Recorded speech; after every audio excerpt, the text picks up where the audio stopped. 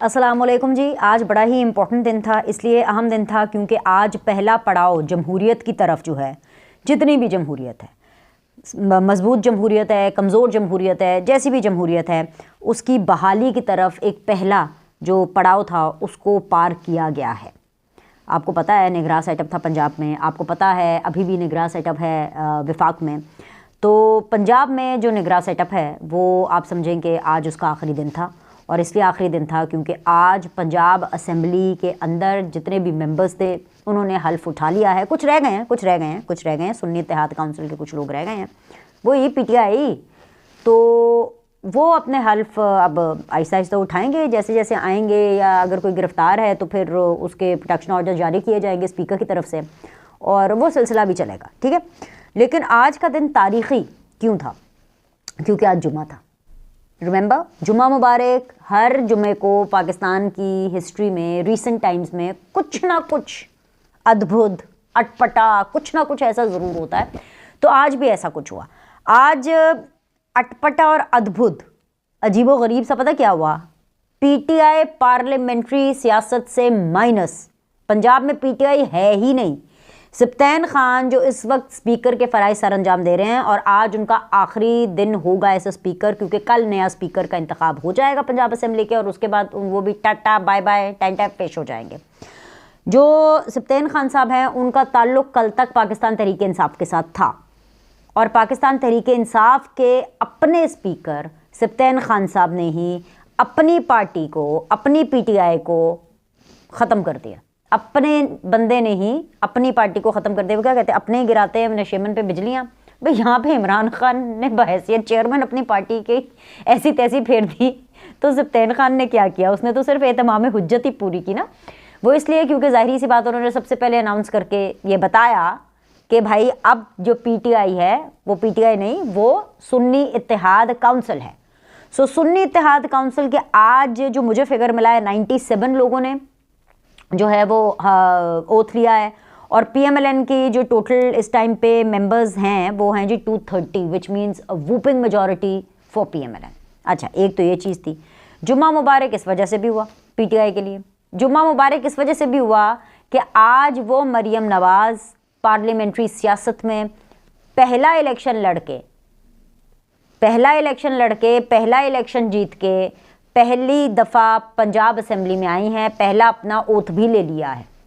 वो S N MPa अब elect हैं, और ये मैं इसलिए कह रही हूँ बहुत ज़्यादा ज़रूरी है क्योंकि जो उनके मुकाबले में सुन्नी इत्तेहाद काउंसिल वाले फॉर्मली जो पीटीआई वाले हैं उन्होंने हर मुमकिन कोशिश की थी कि मरियम नवाज़ और नवाज़ शरीफ की सियासत को ख़त्म कर दिया जाए। तो आज जो पाकिस्तान तहरीक इंसाफ है, जो कि अब सुन्नी इत्तेहाद काउंसिल है, मैं उन्हें सुन्नी इत्तेहाद काउंसिल ही बोलूँगी। अब मैं बार बार ये डिस्क्लेमर नहीं दे रही कि जी वो पीटीआई जो आज ये है और कल ये थी और ये वो, बस अब सुन्नी इत्तेहाद काउंसिल। उन्होंने मरियम नवाज़ के रास्ते में जो रोड़े अटकाने की कोशिश की थी, उनके करियर को ख़त्म करने की कोशिश की थी, उनको मुँह की खानी पड़ी है, उनको ऐसा थप्पड़ रसीद हुआ है आज कि भाई जुम्मा मुबारक। दो चीज़ें हो गई। तीसरी चीज़ जो जुम्मा मुबारक की है वो ये है कि आज से जमहूरियत पंजाब में बहाल हो गई है, राइट? क्योंकि ये पीटीआई का ही प्लान था कि पंजाब और खैबर पख्तूनख्वा की असेंबलियों को जानबूझकर तोड़ा गया। क्यों? क्योंकि इमरान खान साहब जो थे वो नेशनल असेंबली में नहीं थे। और नेशनल असेंबली में क्यों नहीं थे? क्योंकि वोट ऑफ नो कॉन्फिडेंस हुआ, और उसके नतीजे में उन्होंने एहतजाजन कहा कि जी इत्थे पे ये मेरा इस्तीफ़ा है, ये पड़ा है इस्तीफ़ा। खुद इस्तीफ़ा दे दिया अपनी मर्ज़ी से, और इधर पंजाब और खैबर पख्तूनख्वा की असेंबलियाँ तोड़ते हैं। तो जमहूरियत की पटरी से जो उतारा था एक साजिश के तहत, वो पाकिस्तान तहरीक इंसाफ ने उतारा था। तो आज इस हवाले से भी जुम्मा मुबारक हो, ठीक है। अब आ जाएं जी दूसरी चीज़ पे, दूसरा पहलू इसका। जो दूसरा पहलू है वो है जी पूरा का पूरा पंजाब मरियम नवाज़ का। ये मैं आपको कह रही हूँ, पूरा पंजाब मरियम नवाज़ का। अल्लाह खैर करे, अल्लाह ताला करे कि उनको कामयाबी मिले, क्योंकि वो उनकी कामयाबी में पंजाब की कामयाबी होगी, और मैं चाहती हूँ कि वो पंजाब के लिए बहुत काम करें। मैं ये चाहती हूँ कि वो कामयाब हों, और इसलिए बहुत ज़्यादा दुआएं हैं। तो देखते हैं मरीम नवाज़ क्या करती हैं। लेकिन इस टाइम पे मरीम नवाज़ को फ्री हैंड मिल गया, पूरा पंजाब उनको मिल गया है, क्योंकि मरीम नवाज़ का जो पहला दिन था उन्होंने ओथ लिया। ओथ लेने के बाद साथ ही इस्तीफे भी आ गए। नून लीग के तो इस्तीफे पे इस्तीफे, दस्तबरदारी पे दस्तबरदारी। कौन कौन दस्तबरदार हुआ, और यही जो दस्तबरदारी है यही हमें बताती है कि पूरा पंजाब मरीम नवाज़ के पास है। एक तरफ ये बड़ी अच्छी खबर है कि मरीम के पास पूरा फ्री हैंड है, कि कोई रोड़े नहीं अटकाएगा, कोई टांग नहीं अड़ाएगा अपनी पार्टी में से। लेकिन दूसरी तरफ इतनी भारी जिम्मेदारी है, इतनी भारी जिम्मेदारी है कि आप सोच नहीं सकते। मरीम नवाज़ ने जो है अपनी नेशनल असेंबली की 119 की जो सीट है उसको छोड़ दिया, और उन्होंने पीपी की सीट रखी हुई है, उन्होंने पंजाब में रहना, तो वो सीट उन्होंने खाली की, वहाँ से दस्तबरदारी रिज़ाइन आ गया। इसके अलावा शहबाज शरीफ साहब जो हैं उन्होंने अपनी कसूर वाली सीट जो है, और उन्होंने कसूर और लाहौर दो जगह से इलेक्शन लड़ा था, तो उन्होंने अपनी लाहौर वाली सीट रखी है, और बाकी जो कसूर की सीट NAPP वो उन्होंने छोड़ दी, रिज़ाइन आ गया। इसके अलावा जी हमज़ा शहबाज ने अपनी PP की सीट से इस्तीफ़ा दे दिया। चकवाल की अगर मैं बात करूं, वहाँ से सरदार गुलाम अब्बास साहब है, उन्होंने अपनी PP की सीट छोड़ दी, ये भी सीनियर मेंबर थे, ये भी सेंटर में जा रहे हैं। राना तनवीर शेखुपुरा से उन्होंने भी अपनी PP की सीट छोड़ दी, वो भी सेंटर में जा रहे हैं। एहसन इकबाल साहब ने भी अपनी PP की सीट छोड़ दी, वो भी सेंटर में जा रहे हैं। अवैस लगारी साहब DG खान से, उन्होंने भी अपनी PP की सीट छोड़ दी, वो भी MNA बन के उधर जा रहे हैं। जाम कमाल की मैं बात करूँ, उन्होंने भी PP की सीट छोड़ दी। अलीम खान साहब ने भी इस्तेकाम पाकिस्तान पार्टी अलीम खान ने भी PP की सीट छोड़ दी, वो भी नेशनल असेंबली में जा रहे हैं। नॉट दैट कि he is from PMLN, but definitely Istehkam Pakistan IPP and PMLN they are hand in hand. ठीक है, तो ये वो तमाम लोग हैं बेसिकली कि नून लीग के इस्तीफे पे इस्तीफे पे इस्तीफे, और ये जितने सारे लोग हैं ये सब नेशनल असेंबली में जा रहे हैं, विच मीन्स कि ज़ाहिर सी बात है मरीम नवाज़ के पंजाब में होते हुए ना हमज़ा होंगे, ना शहबाज शरीफ होंगे, ना राना तनवीर होंगे, ना एहसन इकबाल होंगे, ना अवैस लगारी साहब होंगे, ये सब के सब नेशनल में जाएंगे। बेसिकली मरीम नवाज़ को कोई तंग करने के लिए, कोई अपनी ओपिनियन देने के लिए कि नहीं नहीं जी आप ऐसे कर ले, आप ऐसे कर ले, पूरा पंजाब मरीम का। मरीम जो है, मरीम नवाज़ वो पंजाब की स्याह और सफ़ेद की तनहा मालिक हैं। एंड विद दिस सेंटेंस, जब मैं आपको ये अनाउंस करके बता रही हूँ, जब मैं आपको बता रही हूँ कि तमाम सीनियर लीडरशिप मान चलेगी, तो इसके साथ एक बहुत बड़ी जिम्मेदारी मरीम नवाज़ पर आयद होती है। आज का दिन अगर मैं देखूँ तो मरीम नवाज़ के लिए बहुत अच्छा था, उनको बहुत बहुत मुबारकबाद, दिल से मुबारकबाद। मैं उनके लिए दुआ करती हूँ कि अल्लाह उनको कामयाब करे, उनको इस मंजिल के अंदर, क्योंकि हम पंजाब के बासी हैं भाई, हम पंजाब के बासी हैं, हमने उस्मान बुज़दार को भोगता है। अल्लाह ताला हम पंजाबियों पे रहम करे ताकि हमारे सूबे के अंदर काम हो। और मैं चाहती हूँ कि ढेर सारी दुआओं के साथ हम मरीम नवाज़ की जो इस जर्नी है उसका आगाज़ करें। मगर वो जो एक साथ में उनकी टीम का जो एक पहला जो शख्स था वही हुआ जिसका डर था, और जो हुआ जिसका डर था वो ये था कि मरीम औरंगज़ेब साहिबा पंजाब में। अब मरीम औरंगज़ेब की इंफॉर्मेशन के हवाले से क्या क्रेडिबिलिटी है, as an information minister not once twice, और as the information head of the party उनकी क्या परफॉर्मेंस है, 0/0। मरीम नवाज़ के लिए मुझे लगता है उनकी परफॉर्मेंस 100/100 होगी, इसीलिए मरीम ने उनको अपने साथ रखा, वो आज भी उनके साथ साथ थी। और ये एक अच्छा शगुन नहीं है, ये बिल्कुल एक अच्छा शगुन नहीं है, क्योंकि हम हमेशा मरीम नवाज़ को अवामी होने की बात करते हैं। उनका ज़ाहिर बात है वो दिखने में अच्छी हैं, उनको पाया लाया जचता है क्योंकि वो दिखने में अच्छी हैं, तो आधी जो रॉयल्टी है ना वो तो उनके अंदर उनकी लुक्स की वजह से आ जाती है, मरीम की लुक्स की वजह से।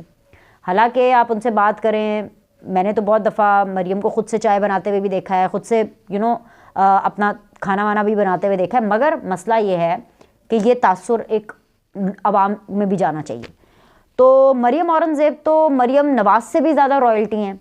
मरीम औरंगज़ेब तो अपना फ़ोन नहीं उठाती, मैसेज का जवाब भी नहीं देती। बहुत से जर्नलिस्टों को शिकायत है, मैं खैर उनको बहुत ज़्यादा फ़ोन या मैसेज करती नहीं हूँ, मैं आपको पर्सनली बता दूँ।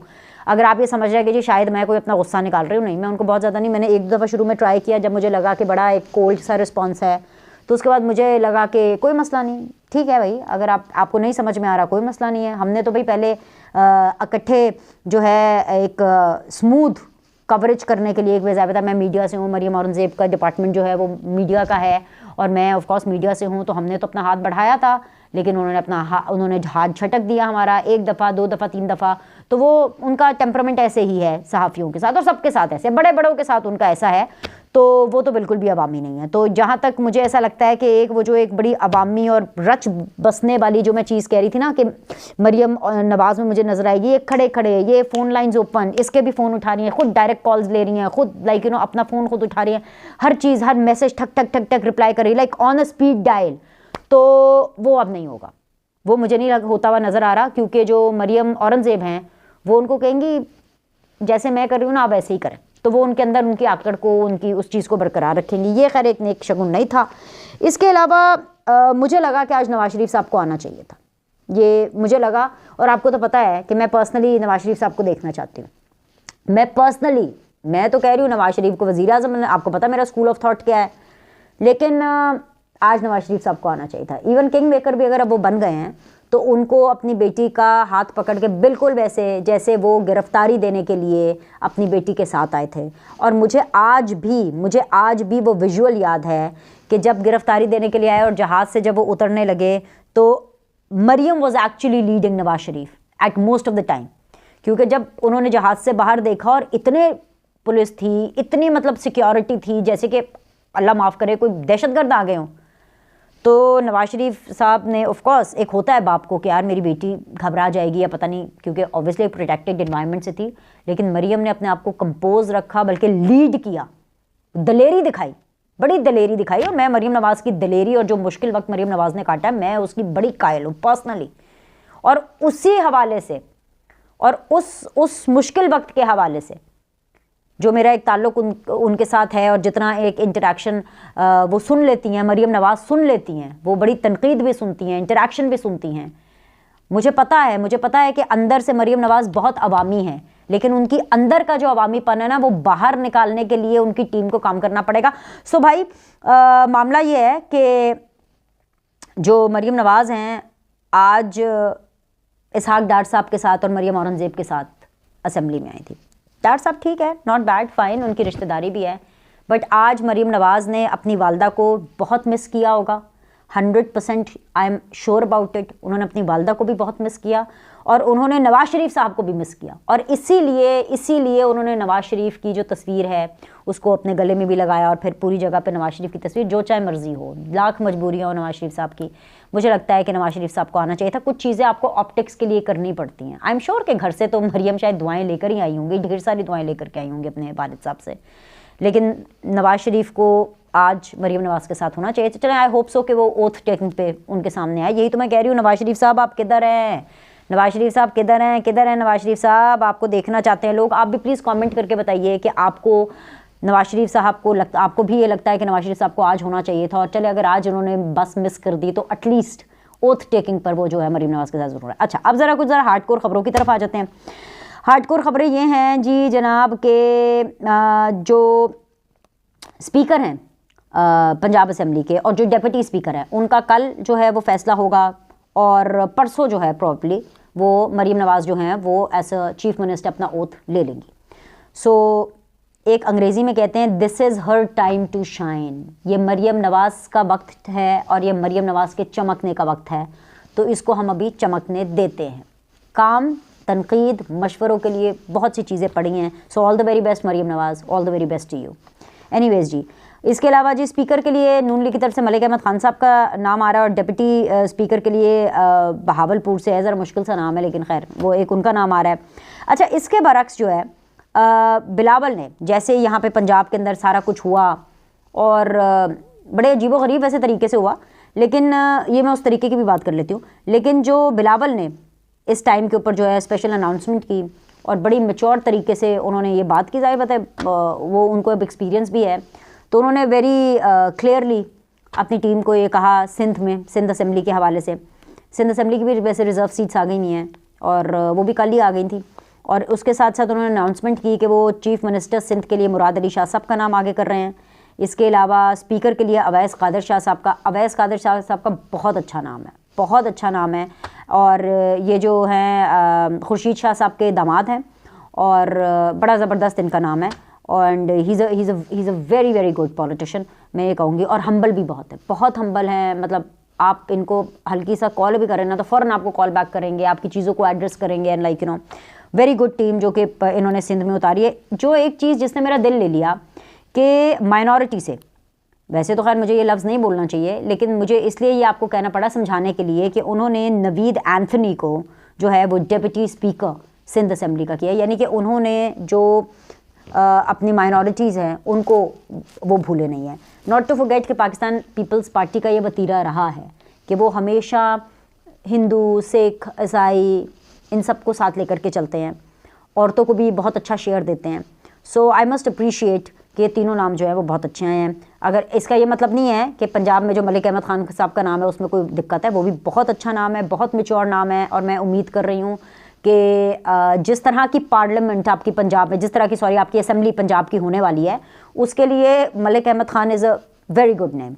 बिकॉज आज हमने टीज़र देखा ना कि पंजाब असेंबली में क्या हुआ कि असेंबली का सेशन मरीम नवाज़ जाती उमरा से निकली हैं कोई 8:45 बजे, ठीक है, 10 बजे इजलास था, वो 8:45 बजे निकली हैं जाती उमरा से, और इजलास कोई शुरू हुआ है 12 बजे के बाद, कोई मेरे ख्याल से जुमे के आसपास कहीं शुरू हुआ है, और इतने डिले शुरू हुआ। स्पीकर साहब जो हैं, जो सिप्तैन खान साहब है, वो 2 घंटे लेट आए, ठीक है जी। हमारा एहतजाज चला, छावनी बना हुआ था जो पंजाब की असेंबली है वो बिल्कुल छावनी, क्योंकि पुलिस वैन और गड्डियाँ निकल आई, तो पुलिस आ गई तो पता नहीं की होया, क्योंकि जाहिर सी बात है माशाल्लाह सुन्नी इत्तेहाद वालों ने तो काम भी ऐसे ही किए हैं ना, माशाल्लाह उनके काम तो फिर बड़े कमाल हैं।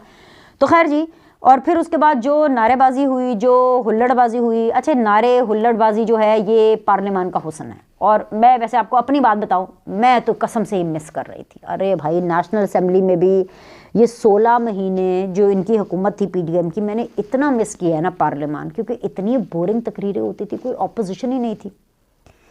एक तरफ देखा जाए तो इस पार्लियामान में रौनक होगी, बहुत रौनक होगी, लेकिन कंसिडरिंग सुन्नी इत्तेहाद काउंसिल तूफान बदतमीजी होगी। और मैं ये देखना चाहती हूँ कि मरीम नवाज डट कर मरीम नवाज उस तूफान बदतमीजी का जवाब दे, डेस्क बजाए, डेस्क के ऊपर थंपिंग करें और एक एग्रेसिव तरीके से सामने आए।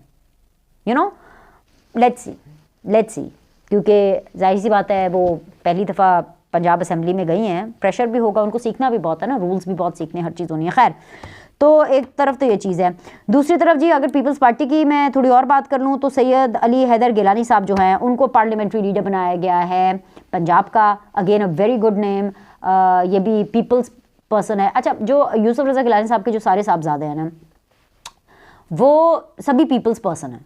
इलेक्शन लड़ना हो पंजाब की सियासत में, जिस तरह से पीपल्स पार्टी के इन 3 लड़कों ने जो जान डाली है ना, मतलब टू गुड मैन, मतलब मज़ा आता है, इनके अवामीपन का मज़ा आता है। मुझे अच्छी तरह याद है पीडीएम के जलसे जब हम मुल्तान में मैं कवरेज के लिए गई थी, तो वो जो मूसा गिलानी थे, वो तो जी भाईजान मेरी जो डीएसएनजी थी उस टाइम पे, वो मेरी डीएसएनजी की छत के ऊपर आ गए। मतलब इतना अवामीपन था कि ये नहीं कि जी मैं कंटेनर पे हूँ या मैं होस्ट कर रहा हूँ मुल्तान के अंदर वो जलसा, मतलब इतना अवामीपन, लोग इसीलिए उनको पसंद करते हैं। इसीलिए जो यूसुफ रज़ा गिलानी साहब के जो साहबजादे हैं ना, वो जीत भी गए हैं। पिछली दफ़ा भी उनका खूब रोब दबदबा था, हालांकि मूसा लास्ट टाइम तो खैर नहीं जीते थे, लेकिन हैदर जीते था। लेकिन बट इनके बच्चों में ना, यूसुफ रज़ा गिलानी साहब के बच्चों में ये चीज़ है, ये एक देसीपन, एक अवामीपन है। हालांकि वो भी अंग्रेज़ी मीडियम स्कूलों से ही पढ़े हुए हैं, बट उनके अंदर ये देसीपन, अवामीपन है।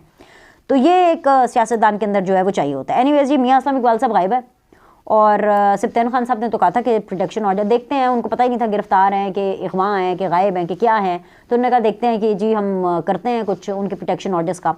सो ये स्टोरी अभी कंटिन्यू है, ये स्टोरी बिल्कुल अभी कंटिन्यू है, और कल देखिए क्या होता है, परसों देखिए क्या होता है, और वो जो फिर जो पहला जो एक इजलास होगा वो देखिए फिर क्या होता है। सो अभी के लिए तो फिलहाल इतना ही। लाइक करें, सब्सक्राइब करें, आपसे अगली वीडियो में मिलते हैं।